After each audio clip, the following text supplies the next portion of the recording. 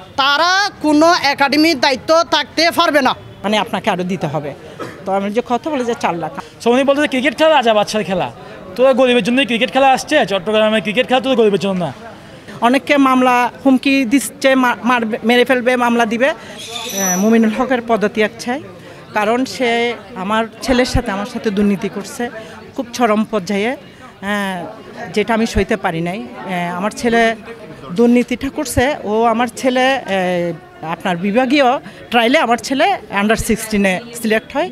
ওখানে সিলেক্ট হওয়ার পরে মানে মুমিন আমার সাথে কথা বলে যে 75 জন নিছি পুরাইয়াতে, সেখান থেকে 60 জন থাকবে, আর 15 জন বাতিল হবে। সে বোঝাতে চাচ্ছে আমার ছেলেকে ওখানে বাতিল করে দিবে।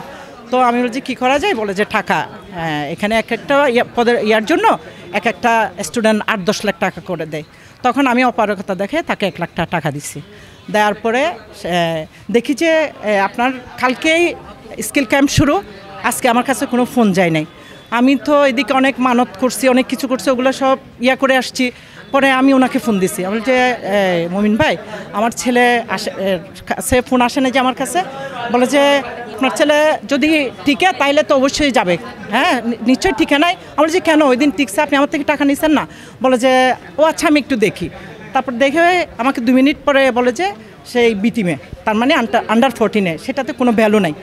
তো আমি বলি যে কেন ভাই, সে তো 16-এ হয়েছে, 14-এ কেন? বলে যে আপনি আমার সাথে দেখা করেন। আমি যে কখন? বলে যে কালকে। আমি যে আমি কালকে পারবো না, আমি শুক্রবারে করে আসি।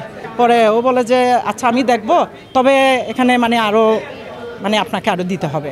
তো আমি যে কথা বলে যে 4 লাখ। আমি বলি যে ভাই আমার দ্বারাই তো সম্ভব না। এটা বলার পরে সে আমার সাথে কর্কট ভাষায় কথা বলে ওখান থেকে পাট্টা না দিয়ে চলে গেছে। অনেকে হয়রানির শিকার হয়েছে, অনেকে ওনার ভয়ে, মামলার ভয়ে, অনেককে মামলা হুমকি দিচ্ছে, মেরে ফেলবে, মামলা দিবে, অনেকে আসতে পারতেছে না। আমি চাই ওনার পদত্যাগ ছাড়া আমরা রাজপথ ছাড়বো না।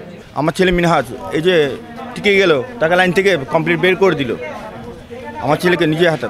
ও তো ওই বললাম না, ওই স্বজন পীড়িতে রাখতে গিয়ে আমার ছেলেকে বাদ দিতে।